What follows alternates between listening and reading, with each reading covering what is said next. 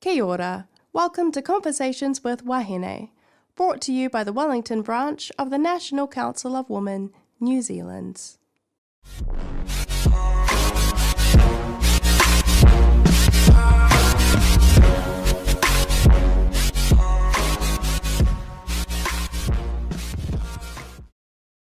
Kia ora koutou. Welcome to Conversations with Wāhine. We are fortunate tonight to be joined by Terisa Ngobi and Jenny Salesa.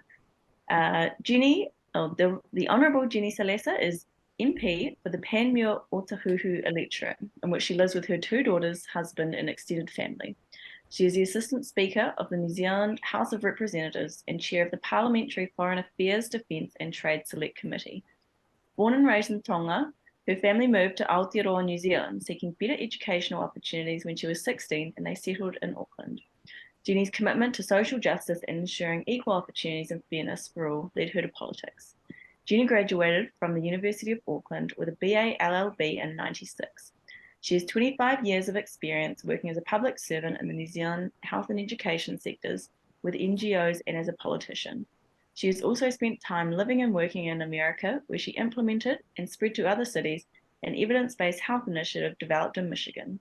She was MP for the Manukau East electorate from 2014 to 2020, and following the 2020 boundary changes, was elected as the MP for Panmure-Ōtāhuhu. She was Aotearoa, New Zealand's first Tongan-born Member of Parliament and Cabinet Minister. Kia ora and welcome, Jenny. Malolele, and thank you for having me this afternoon. Well, it's a pleasure to have you. And our second guest is Terisa Ngobi. She is a proud Horowhenua local. She has 3 children with her husband Henry, and who is originally from Uganda, Africa. Terisa is of Samoan and Scottish heritage predominantly, and therefore identifies as a Pacifica Scotswoman. However, she also acknowledges her Chinese, German, and Irish ancestry. Terisa sits on 2 select committees for social services and transport. She is the chair of the Infrastructure, Environment and Transport Caucus and Labour co-chair of the Parliamentary Champions for Accessibility Legislation group. Further, Terisa sits on the Pacific Union Rural and Women's Caucus and the Asia, Africa and Pacific Parliamentary Friendship groups. Welcome, Terisa. How are you? Oh, kia ora. Really good to be here tonight. I'm great. So first things first, Jenny, this question is directed at you. As the Prime Minister of Building and Construction, you must be aware of the poor state of a lot of houses in New Zealand at the moment and the constant scrutiny that they're under. While the Healthy Homes policies are aiming to rectify this, more needs to be done. The prices of material is also very high, so builders seem to opt for cheaper materials, which again decreases quality of houses. What else can be done to ensure that houses are built to an acceptable standard and remain that way for as long as possible? So one of the things that we know is New Zealand, I'd say, compared to other countries, I know that Terisa has lived some of the time over in London. I've actually lived for 10 years in the state of Michigan in the US. One of the things that you know, especially those of us who live here, then go overseas and then come back, one of the things you notice is just how different the warmth of houses overseas are compared to houses here in Aotearoa, New Zealand. And it's true. There are a lot of our houses that were built decades and decades ago that are not as warm, dry and healthy as they should be compared to houses internationally. And so one of the things that the Labour government in the first term when we came into government in 2017 is we actually brought through legislation to ensure that houses are warm, dry and healthy, especially our rental houses. So if I can cover that first. And so we introduced legislation and it started coming into effect from July of 2021, ensuring that our rental houses are warmer, drier. Why? Because when houses are warm and dry, they are healthier. And so those of us who live in those houses actually are healthier. We won't actually go to hospitals with respiratory type illnesses, lots of illnesses because of the state of the house. But to go back to your question in terms of building and construction, what we're doing now is ensuring that the building code is of a standard where the new houses that are built are indeed warmer and drier. So in addition to new houses being built that are warmer and drier, we also, of course, have to ensure that the rental houses, by far the majority of the thousands of houses that New Zealand has, are warmer and drier. There are other things that the government has done since we came into government in 2017, which is the winter energy payment, for instance. It is not only to ensure that, houses are warm and dry, but actually, especially our seniors, that they are able to afford to pay the power bills, because we know houses are just so cold for all of our seniors out there. So what can we do more of? Yes, we need to ensure that the houses that are built now and into the future are of a certain high quality.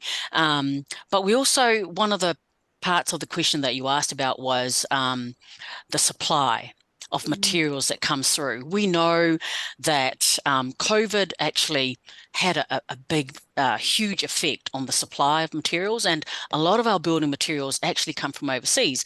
And one of the things that was done a few years ago was the Labour government actually had a study to look into how can we make sure that the building materials that are coming through are actually more affordable. And so we are beginning to implement those. And also, we are affected as a country, as a small country, in terms of building supplies and other things that actually comes from overseas. Gosh, the point you make about the difference between housing here and housing overseas, it is something that never fails to amaze me. And you go into a house and you're like, oh my God, it's like the whole place is warm, not just the lounge with the electric heater. It's so true. But that's one of the reasons why we brought through the Healthy Home Guarantees Act, to ensure that homes are warm, dry and healthy. And they will come into full effect from the 1st of July 2024. But as I say, it began to come into effect from July of 2021. Thank you, Jenny. I also, coming from Christchurch, I'm very aware of the risk of earthquakes for New Zealand. So given that we live in an earthquake-prone country, it seems non-negotiable that buildings and homes need to be safe in that aspect as well. So what more can be done to ensure that buildings and homes can endure earthquakes? And I guess we're probably going to keep seeing it, severe weather events. You're absolutely right. We unfortunately live in a country where earthquakes occur in all parts of New Zealand. Christchurch for sure, definitely in Wellington, we feel it regularly, and we do feel earthquakes as far as I'm in Auckland. We feel it in Auckland sometimes as well. And so it is really important, as you say, that we ensure that the buildings can withstand all of those shaking that happens when earthquakes occur. The building code is one of those ways where we ensure that as we build our houses, our residential houses, our commercial buildings, that they are of a certain minimum requirement. But as homeowners, when you actually build a new house, if you and your husband, for instance, buy a piece of land and are building a house from scratch, you could actually choose to build to higher than the building code. It is actually more expensive if you choose that, but it will give you more peace of mind, I suppose, because the reality is that if you build to a higher standard than the building code, the building or the house that you build for yourselves and your family will be of a much higher standard. Unfortunately, though, if as a homeowner you choose to do that, or if as a new person who is buying a new house, you buy a house that is built to a higher standard than the building code, unfortunately, it means that that house or that building is going to be a little bit more expensive, because if you build higher than the building code, usually you have materials in terms of strengthening the house that means that it will be more costly. I apologize for laughing. I was more just thinking, I thought, yeah, I imagine it's not very common, but it's, as you say, it's completely an option. So please excuse my laugh. Unfortunately, not many people can afford it. That's right. But in terms of the part of your question about weather events, we saw weather events right here in Auckland when it actually flooded, right? And that is something that the central government has something to do with, but it's also something that we need to work with our local councils about, because what you saw is the infrastructure in terms of drainage and all that, it needed to be cleared out. And, you know, we need to ensure that the infrastructure investment, I suppose, that central government has, as well as local council, is something that we do jointly together to ensure that if there is huge downpour of rain within a short period of time, that we have a way of ensuring that it flows out and it doesn't go through and flood homes. Can I sorry, can I ask I guess the points that you're making now about severe weather events and how central government can play a role working with local government, it's something I have noticed in this election that there hasn't, and maybe this is just what the news is showing me, but it doesn't seem like there's been such a conversation about climate change or climate change like adaptation or mitigation. And, you know, when you look at like the airtime that the cost of living has got or tax cuts. But I know that today Labor released the climate, I can't remember what the word was. Was it manifesto? Climate change policy. Yeah. I wonder if I can hand over. It?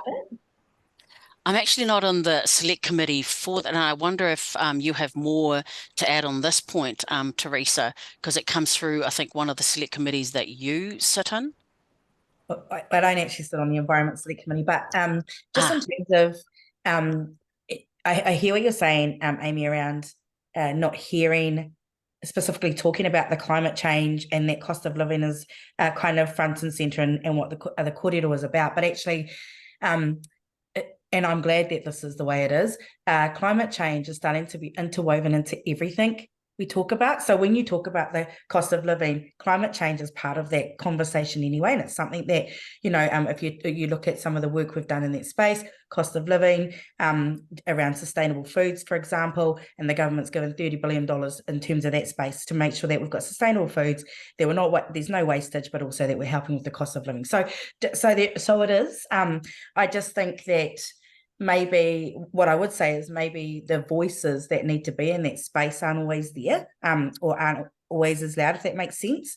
And I think that while we understand that climate change has to be in everything that we do. For example, if you look at the work that the government's doing in terms of sustainable public transport, while that's specifically around infrastructure and transportation, we've woven in all of the climate change goals that we're trying, like reducing the emissions, because we know that 47% of our emissions is because of cars. So just weaving in some of that into that space, if that makes sense. Or we're trying to make it that it's, I guess, becomes an expectation that no matter what we're doing or what we're talking about or what legislation we're putting forward, there will always be that climate change lens over it as well, and to see, you know, how we work that in, if that makes sense. So I don't know if that answers your question, but it would be good if we were able to get people to a place where they recognise that everything you do, whether it's cost of living, whether it's looking at our fruit and vegetables, whether it is public transport, whether it's education, whatever it is, that climate change will play a big part in all of that as well. So, but at the moment, people are focused on what they're focused on, and as a government, we just keep weaving it in to make sure that we start to make the changes that we need. Sorry, I don't know if that answers your question. And if I could just add to that, sorry, there has been quite a lot of investment from central government to go through to local councils, especially in the area of infrastructure. And when we're going back to the floods that happened, central government came through and invested quite a lot because it knew it had to in order to assist the folks, especially the ones whose houses were red stickered and orange stickered, similar to the houses, but it was for a different issue in Christchurch in terms of the earthquake.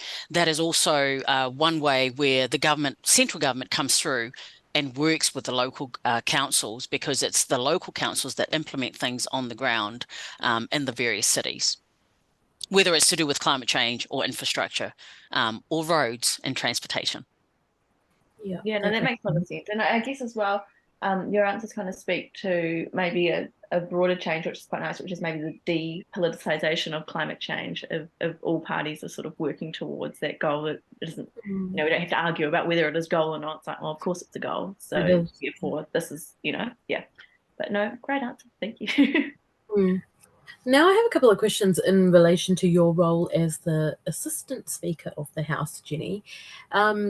So you were the Assistant Speaker to Trevor Mallard when he was the Speaker of the House, and now Adrian Ruafe, I think, if I pronounced his name correctly. So how often do you get called on to be the Speaker? Since you're the assistant, I guess it's only when they're absent or when it's needed, but how often do you get the opportunity to do it? Every single day is the answer to that question. So every day that Parliament is in session, so that's Tuesday, Wednesday, Thursday, the speaker you would see is usually the one that presides over question time, which is usually from 2 to 3 or 3:30 if question time goes longer. And then from 3 or 3:30 up until 10 p.m, then actually it's divided up amongst myself and 2 others. So it's the 3 of us that actually take turns at being speaker for most of Tuesday, Wednesday, and Thursday. And a lot of our roles is actually it's kind of being a teacher or a principal. Terisa, I can see Terisa smiling and laughing. It's like making sure that members of Parliament, when they're giving their speeches and when they're debating legislations, are doing it in a respectful way. They don't always do it in a respectful way. And so that's where the assistant speakers actually come through to moderate and make sure that things don't get us heated, I suppose, in the House of Parliament. Do you have any go-to tricks where if things are getting too heated, that's a very diplomatic way to put it, or is it really just about giving people the chance to speak? I give people, I think, maybe too many chances to speak. I'm actually one of the nicer speakers, I think, and assistant speakers. But I also, if someone's actually getting out of line, I just get up and say, whoever it is, I address them by name. And as soon as the speaker gets up, whoever the member of Parliament is, and it could be a minister too, they're supposed to take a seat. And if they don't actually sit down, then I remind them to please take a seat. And then I give a ruling. And, a lot of the times it's based on previous speakers' rulings. Some of them will take you to, I don't know, have a go, I suppose, is another way of putting it. And they will get up and give another point of order. You had already given a ruling and they'll continue to have tricks, I suppose, and try to have it. So, but actually, whoever the speaker is has the final say, and they can actually expel them from the House. I've got to say, I've never actually yet utilised that power to send someone away from the House of Parliament, but that is the ultimate, I suppose, authority that a speaker has.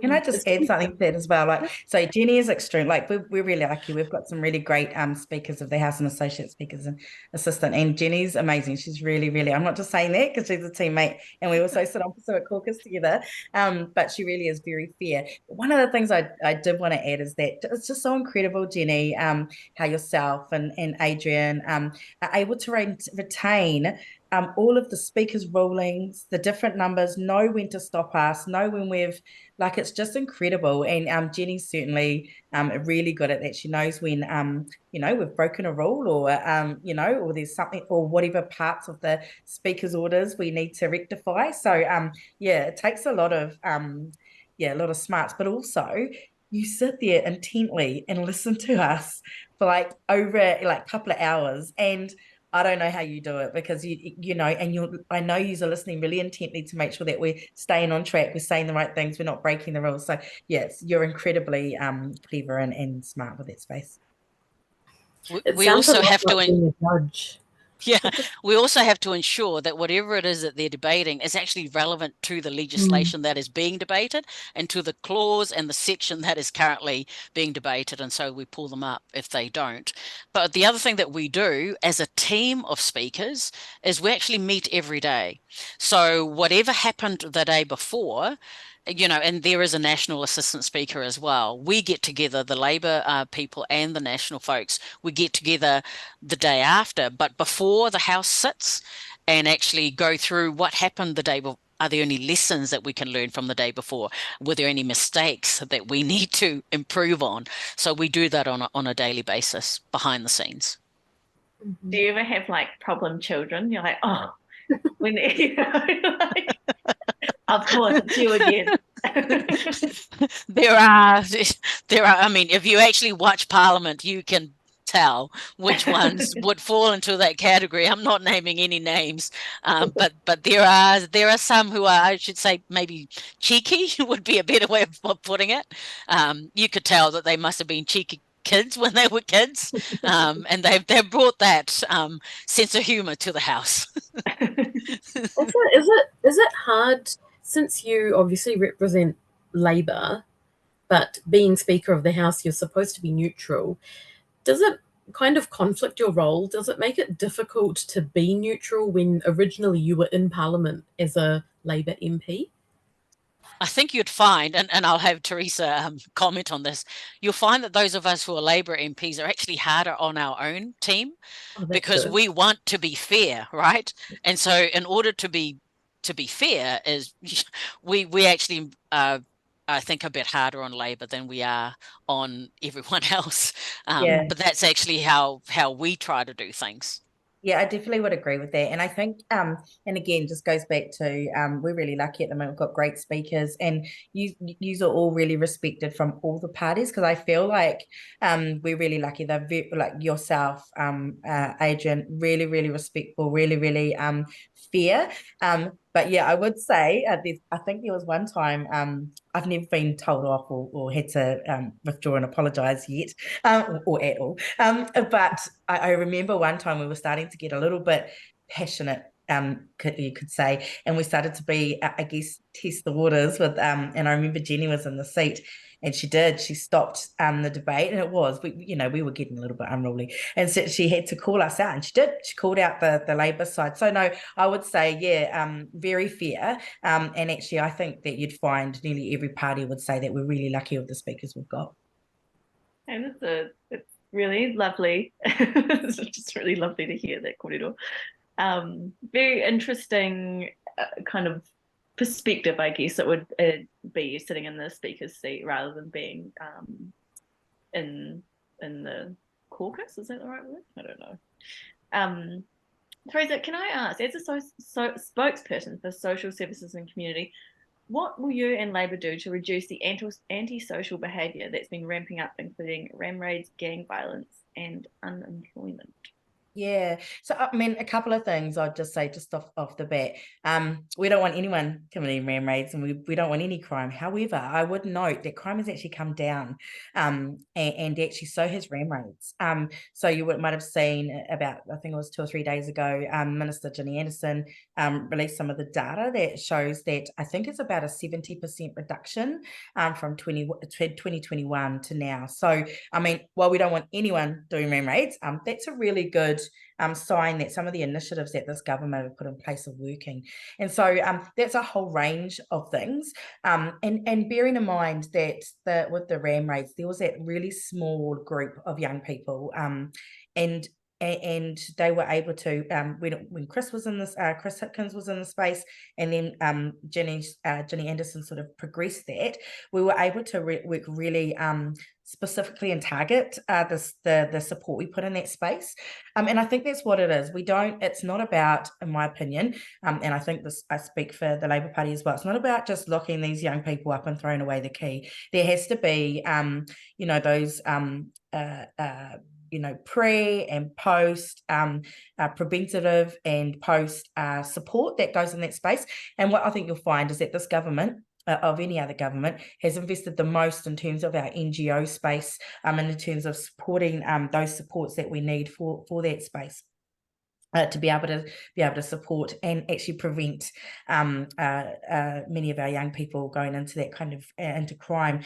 It's really hard. You would have seen that, obviously, and I'm not sort of blaming it all on COVID, but COVID exposed a lot of things for us, and it obviously some of the behaviour kind of sprung from there. But as I said, we have started to see a reduction in that, and there's a lot of anxiety that came out of that as well, and now moving into cost of living, again, more anxiety around that space as well. So you can see why that would, that could spark people off. I guess one of the really good stories, though, that we do have to tell, and of course we're the Labour Party, so the Labour, we know that the Labour Party were born out of the unions and out of good employment law, and one of the things we've done really well is really lowered that unemployment rate. So we have the lowest unemployment rate, that we've ever seen, which is fantastic, and that's not been by luck or chance. That's because we've worked really hard in that space, again, making sure we've got the supports that go in that space. If we're talking about rangatahi or young people, you look at Mana and Mahi, which has been really successful in terms of working alongside employers, working with MSD, working with community, and then of course our rangatahi, to make sure that they're getting the tools and resources that they need to go into really sustainable work. Of course, the other thing that we've done is been able to, even during the COVID times, and while we are supporting businesses as well, we've supported workers, and we've been able to increase the minimum wage as well. So I think, of course, that also plays a part in that as well. So, I think while we're not there yet, we've got a lot of work to do. You've seen some really good reduction in crime and some really good solutions and investments, and it's certainly in terms of helping people to get into employment, and actually after the COVID and during the COVID period stay employed from this government. So yeah, really proud of some of those gains. Yeah, that's a lot of improvements. So that stat on RAM about the 70% reduction, that's really interesting. I hadn't heard that before. But I mean, like, it kind of, when I think about the news stories that have come up, they have been less, but rather it's been like the narrative about RAM rates that's picked up rather than the actual thing. So yeah, and it's really sad. I think, I mean, don't get me wrong, when it was at the height of it, yeah, absolutely. And that's, that's where we, worked really hard to put those interventions and those supports in. But I do question the media sometimes around, I kind of call it kind of the bagging of young people sometimes. And I think it's just too easy to go, to that place instead of going, actually, yes, what is the government doing about that? Of course. And like I said, we're putting that investment, but also what is the community, including the media? What are your responsibilities in terms of making sure that we all have a role to play and making sure that our communities are safe, but also those people that need those supports can get those. So yeah, anyway, that's just my view on that. No, that's a good point. I feel like the media, I mean, maybe I also don't want to just bag the media, but there is this sort of like expectation. It's like the government will fix every single problem ever, It's like, wow, that's not possible. And unfortunately, if I could just comment, this is not actually on the media, but unfortunately, a lot of those young people that do RAM raids, they actually do their own video recording. And they're doing it because they're wanting to be known for that, right? And that's not actually the media, that's themselves, putting it out on social media and getting that, I don't know, stardom is not as notoriety, actually, that's the term. They're getting their followers count up. That's right. And it's really unfortunate, but several decades ago, we didn't have phones, right? We weren't able to, if we commit a crime, video record ourselves and put it up on social media. And of course, as I'm not a young person anymore, but I would just be totally ashamed if I was to do that. And I would think of my families and, the shame I would put on my families. And unfortunately, I think some of these young kids who are doing this kind of acts, they love, they record themselves and they put it out there. And that's actually kind of one of the things that they like about, about doing it, is actually the notoriety that they get via social media. But as Terisa said, we've put quite a few programs on, in terms of implementing programs to stop some of those young people from continuing to do the RAM raids, because it's only few hundred young people that are continuing to do it.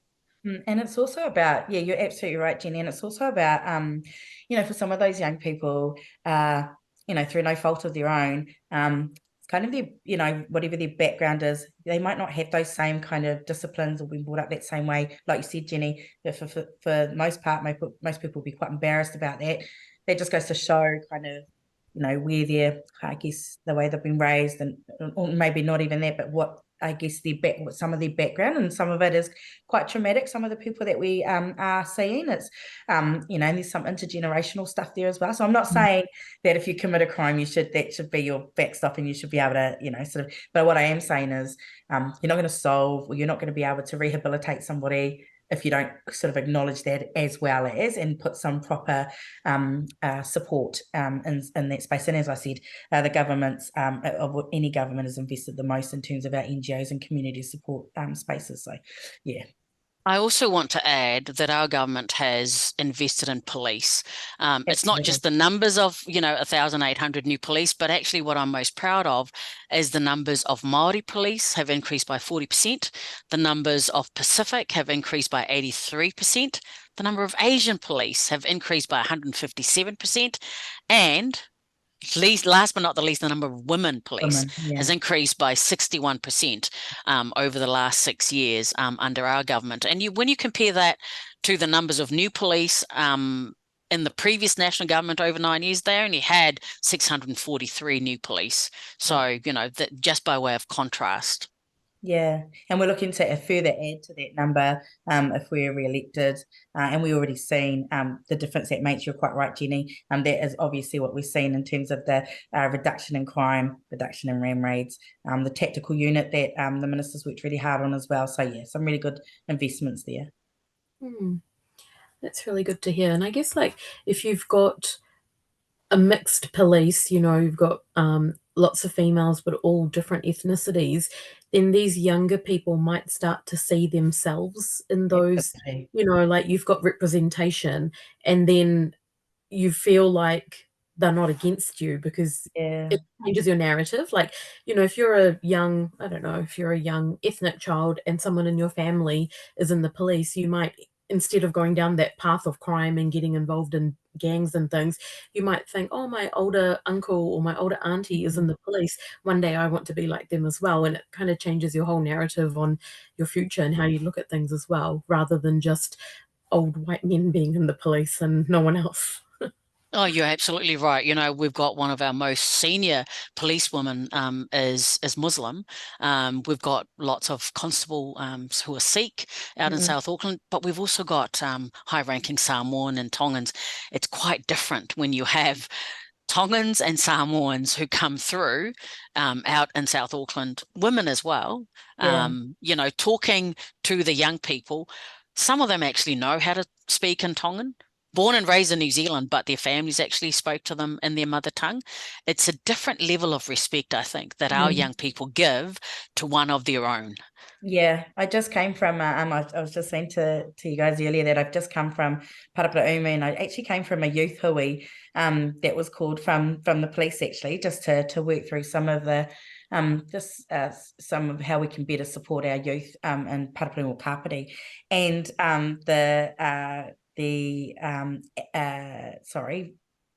big police commander, so Renee Perkins, Māori woman, whakapapas to Ōtaki electorate, so you're quite right, Jenny, she's been able to quickly get in there, already has the ties and relationships with iwi, with rangatahi in the area, and the difference that's already started to make has been amazing. So yeah, quite right. If you can see it, you can be it, eh? That's right. Yeah, that's so true. So this question is for both of you. There's been a lot of talk over the years in terms of lowering the voting age to 16. And in November 2022, the majority of the Supreme Court allowed the appeal to be made by the Make It 16 campaign. And they made a declaration that the provision of the Electoral Act 1993 and of the Local Electoral Act 2001, which provide for a minimum voting age of 18, are inconsistent with the rights in Section 19 of the New Zealand Bill of Rights Act 1990 to be free from discrimination on the basis of age. So there's been varying opinions on this, and for some time the majority of New Zealanders weren't on board, but this appeal is quite interesting, and the courts have started to have some interesting ripple effects throughout the country. So what are your thoughts on this? You probably would have seen, or I'm not sure if you would have seen just before the House rose, that we just put through voting, so 16-year old voting age for local elections. So I think we're first reading maybe on that, Jenny. I think we went to its first reading. I think so, yes. Yeah. So and look, I guess one of the things I would note is that, a 16-year-old, pays taxes like anybody else if they work. A 16-year-old, if I go to book a seat on the airplane, that's a full adult fare.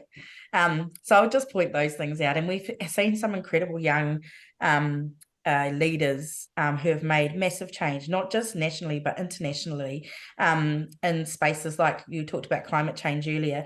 I know Sophie Hamford, the youngest councillor ever in New Zealand. So she's there in Kapiti. She's also one of the drivers or the organisers of the very first Climate Strikes for Climate Change March. And she was in her teens, when that happened. So I guess I would just say that, we shouldn't discount the fact that some of our young people are so active and they're doing some amazing stuff. And actually, I think she was Young Wellingtonian of the Year at one of the stages, still in her teens. And she's really well internationally recognised, just the same as Greta as well. So, I would sort of put that out there, that we have some really incredible, active, smart young people that are already changing the world. And to add to Teresa's answer, we know that a lot of the folks that are not voting right now or not enrolled and then not voting are under the age of 30. I've been doing a lot of door knocking. Actually, my goal is to knock on every door in my whole electorate. And that feedback has come back through to me. The young people who, we're enrolling quite a lot of people that have never been enrolled before, are saying to me that it would have been quite useful if they were encouraged to enroll while they were at high school, because when they're not captured at high school, they actually don't then have another point where they're encouraged to enroll at a later stage. And so two things, encouraging and strengthening civics education in schools, but also if we can capture whether or not they vote. Of course, it's not compulsory in this country. It is in our neighbouring country, Australia. But actually, if we can encourage enrolment when they are still in high school, and one of those ways would be if the voting age is lowered to 16, it means that while they're at high school, that we actually, while they're there, ensure that they are enrolled. Yeah. And then they make a choice whether to vote or not later on in life. Of course, ideal if they can vote at a younger age, but I think it's one of the things that political parties have said, let's go to a referendum, and before we lower the age to 16. But, on a personal level, but also just the feedback that I'm getting from young people as well as door knocking is that it would be useful if it could be lowered. Yeah, and we know that the earlier you vote, you're a lifetime voter, right? And this is about, at the end of the day, not having a young voice in Parliament. Nacy might be the youngest currently, Jenny, I think. Yes, she is. And so she's in her 20s. We don't have that voice, and so when we're looking at rangatahi, when we're looking at things like we talked earlier about ram raids, and we're talking about climate change, all of those things affect our young people as well, and yet we're speaking for them. So I think it's really important that we, at the moment, while we are looking at the voting age, that at very least, we capture the ones that we can, like Jenny said, even at the 18, because we know a lot of them aren't enrolled or not voting. And, if we can at least just get them, enrolled and voting, then hopefully they will be lifetime voters, but also hopefully their voices will be heard more powerfully in Parliament as well. I feel like high school makes so much sense too, because as you say, it's like the last time where, you are all having this sort of centralized hub really for the rest of your life. I mean, you can choose to enroll in institutions, but it is, that is a very good place to connect people to that system and build that habit. Can I ask as well? So related to voting, but in a way, maybe it's not actually, never mind. But so some people comment that there need to be more than 120 seats because New Zealand is a growing population, and I guess it's something that I've seen, when there is a small, We're looking at oh my God, help me, we need to edit this And out, but we Janet? probably won't, because who has time? Looking at the number of MPs in the cabinet with portfolios, you're like, oh my God, that is an enormous amount of portfolios per minister, and like really big ones too. And do you think that it would be appropriate to have more than 120 seats in Parliament, or do you think kind of the spread at the moment is good? I don't think during the time where we're talking about cost of living crisis and cutting down, the parties that are talking about cutting services and all that kind of stuff, that you are going to have any political party kind of advocating for an increase in the number of MPs. But I can give you another example, I suppose. So I represent just over 75,000 people in this electorate of Panmure-Ōtāhuhu. The place where I was born and raised, the Kingdom of Tonga, there's about 110,000 there, the whole country. They have 26 members of parliament divided up, into, so by way of comparison, I represent many more people. But in terms of would we have more MPs, that's not a decision that one political party is going to make. But especially during this time, I don't think it's going to be one that anyone's going to advocate for.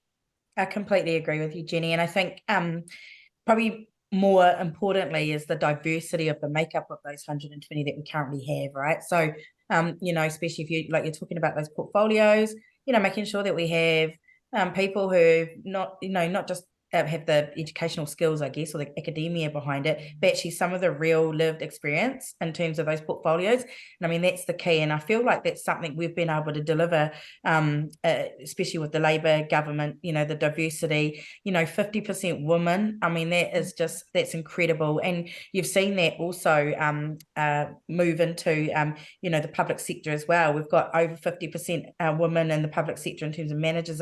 So those are the things I think that we need to be focused on at the moment. And we've been able to do that and been able to deliver, and look at the difference. I mean, we had the climate change manifesto.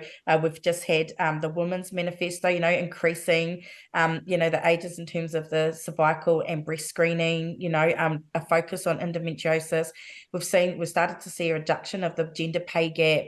I mean, that's not, again, by accident. That is a deliberate move to make sure that we have more women in Parliament, and that's something that the Labour government have done. Diversity in terms of those women, and we've seen that with the Pacifica Caucus, the Minister of Ethnic Affairs. I mean, and even that, standing up a Ministry of Ethnic Affairs, a Ministry of Disability. That just goes to show the diversity, and I would like to think the women's touch in that space as well. So I think that's probably where the focus should be. Yeah, that was going to be my next question about how important it is for. No, that's fine. But then I just thought to comment on that, because we've interviewed quite a few politicians over the last few weeks, and one thing I've noticed is there are so many politicians now that don't actually come from a political background, in the sense that they've come from all different walks of life. There are some politicians that were in the army before. There are some that were farmers, all different walks of life that real New Zealanders live, if that makes sense. Whereas, in the past, or if you look at a country like, I don't know, America or some other countries, not America all the time, but in the past, a lot of people would come down that typical line of having studied politics and things that go with politics, like law, maybe arts, and then they just naturally progress into being a politician. They haven't actually had, lived experience of what it's like to live in that country. And I guess with New Zealand politicians actually having such a wide background of their life before being in Parliament, they actually know the struggles of the portfolios they're representing, because when they come into Parliament, because they've all come from such different backgrounds, it's in a way kind of easier to allocate the portfolios, because you just say, oh, okay, you've been a farmer before, so you'd probably be good at being environmental science, like a spokesperson in that role. And, it just shows really well that there's a lot of diversity, and the people in Parliament actually know what they're talking about, because they worked in that role before being in Parliament, which is, really good. And I guess even though some ministers, I think, not so much ministers, but some politicians that maybe come from the smaller parties, even though they're sometimes really spread across, 10, 15 different portfolios, they still know how to walk the talk, because they haven't just been a politician their whole life, which, so much better than many other countries. So now I want to get to what it was like to be a politician in the times of COVID. So I know, Jenny, you've been an MP since 2014 and Terisa since 2020. So it must have been quite difficult starting in Parliament in the height of COVID, when I guess, when you first decided to run for Parliament, that wasn't on your mind at all.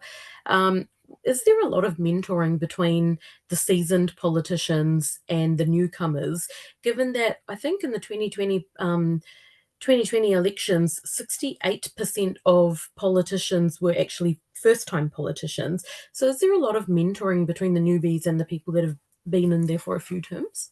So if I can begin, because then Terisa will tell you just how different her experience has been. So I went in 2014, and in that year, there were only 3 brand new politicians for the Labour Party. That was myself, the Speaker now, of Right Honourable Adrian Rurafe, and Honourable Penny Henare.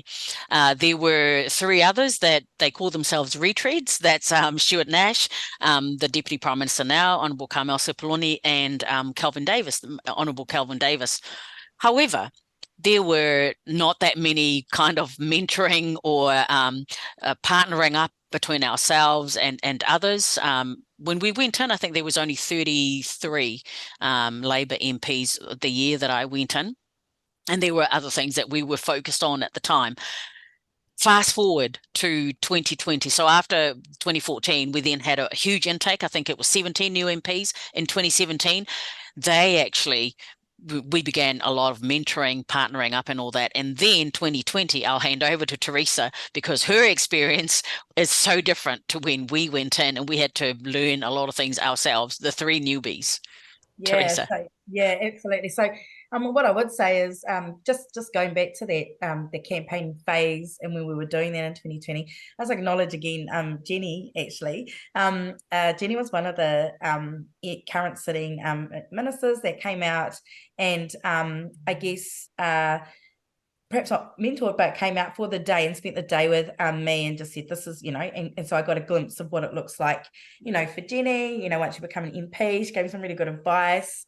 So in terms of that, we kind of got a little bit of a taste of it. And then, Jenny's quite right. When we got in 2020, and some of us very unexpectedly, including myself, because like you said before, I'm not a typical politician, and that's probably not why I signed up either.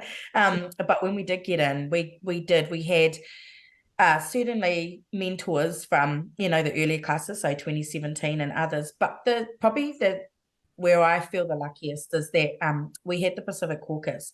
And for me, I know that's been really valuable. And I know that, like, Jenny's part of that, so some of our seasoned politicians, but actually just friends, if that makes sense. And sometimes it's really, I don't know if you probably have a better way of explaining it, Jenny, given that you've been in there a long time. It's really hard to explain not just the role of an MP, but sometimes the loneliness. And I don't mean that to sound, like I don't appreciate the role. It's an absolute honour and a privilege. But because of the hours and the work that we do, and because it's so specific, it's nothing that you can kind of share with anybody unless you're in it. And so to be able to have the Pacific Caucus, who I think there was half of us were new, half of us were seasoned, was really good, because we were almost able to just any kind of, I guess it is that mentoring, any kind of struggling we were having, especially if you're away, because we're away from home a lot. I've got, 3 young children, just so how do you cope with that? So we were able to have those free and frank conversations and get some really good support from our Pacific Caucus. So, I guess that was my experience. So quite different, I guess, Jenny, Yeah, it was different from ours, but yeah. And I think, one of the points you made about your experience is probably quite unique in terms of the hours you work, the expectations, the sort of public watchful eye, and the actual work you do. But then I imagine there's another element too of being Pacific, and so I can imagine that would be like a a very rich relationship or a rich network. Can I Yeah. ask? Oh, sorry, go on. No, I was just going to say, and also being a woman. I don't know Yeah. about you, Jenny, and that's probably something Yes. Jenny might be able to comment on from when she entered in 2014 until now, because I've just noticed that over the last 3 years, the heightened sometimes misogyny and sometimes the absolute personal attacks that have happened. But yeah, Jenny, you might be able to sort of speak to that. I was going to say, as a woman and as a mother and as a wife, Yeah. you know, those of us who are MPs like myself, I live in Auckland, we're away because I've got 2 teenage daughters now. But when I entered Parliament, they, you know, they were much, much younger. We're also fortunate not only to have our caucus, you know, members who are friends, but actually our husbands who are really supportive and actually understanding.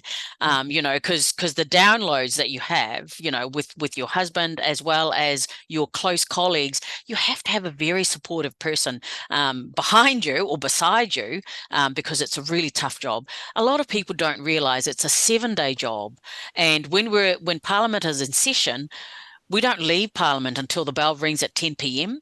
And when the House is in urgency, it actually goes until 12 a.m. But then we have to be back in the House. Many of us have meetings at 7 a.m. or 8 a.m. the very next day, regardless of the fact that we sat in the House debating legislation up until 12 a.m. the night before. It is a really tough, and, you know, there are times where it's a thankless job, because regardless of, you know, you go in to make a difference in people's lives and you have policies and legislations that get passed, there are always people that don't agree with you and your point of view, that actually criticize you for what it is that you're doing. And so to go into this job, you have to have really thick skin, right? And you also have to know why it is that you're going in. It's not actually for some glory or anything. It's actually, there is no glory. It is long, long hours, but actually you're in there to make a difference in serving. You know, the community I serve, you know, is in South Auckland, Ōtāhuhu, Papatoetoe, and it now goes all the way through to Glen Innes because my boundary got changed. But what hasn't changed is the kinds of people that live in the electorate. And, you know, things are tough. Things are really tough at the moment for families.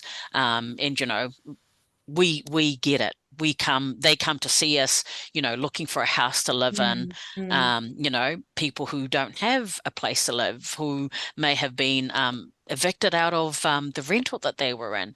And when you see families and their children come, you know, they're crying, you know. I mean, you yourself, you actually have a few tears because you know what it's like to be in their shoes. Some of us actually have had lived experience of homelessness, you know, with your own family when you moved over to this country. And so to go back to your point about having MPs with lived experience, I think it's really important. Not only the diverse kind of MPs that we have, but the MPs that have had the experience walking in the shoes of the constituents that we serve. Yeah, you're so right. And I just add, here in the Ōtaki electorate, it's almost like a little mini New Zealand. You have one extreme to the other, quite wealthy to very, very poor, to elderly, to big iwi population, and everything in between. And you're right, Jenny, you know, it is about, and I think that's the stuff people don't know or see. I mean, you'd know more than this, Jenny, but you literally have people coming in with every kind of, and some things you couldn't even imagine, issues, because you are the last resort. You are their last hope. And you're right, it's heartbreaking. Some of it is really heartbreaking. And that's the stuff you don't see. That's the, I could see 7 or 8, sometimes 10 constituents in a day, 20 minutes, one after the other, with absolutely heartbreaking stories. And that is the stuff that you don't see, but that is the stuff that's probably most critical. You can hear, listening to you both, that like you're very deeply connected and care about the communities that you serve. It sounds like a grueling and exhausting job, but we love it though. We absolutely love it. You get to make good change, because I tell you, like, look at the Labor government, free lunches in schools, game changer. Free period products for our women, game changer. Taking away the school fees, it's a game changer. So that is the stuff you could get excited about. The winter energy payment, all of that stuff is super exciting, right? But it is, we are always mindful, like Jenny said, there's that other stuff happening as well. Okay, well, thank you so much for making the time to be with us for this hour today and share your stories. I guess, what, three more weeks until the election, so I sleep Yes. well, and I know you've got a meeting in like 2 minutes, so like really thank you again for your time today. Thank you so much. Thank you for having us. Yeah. Thank you. Have a good evening. Good You night. too.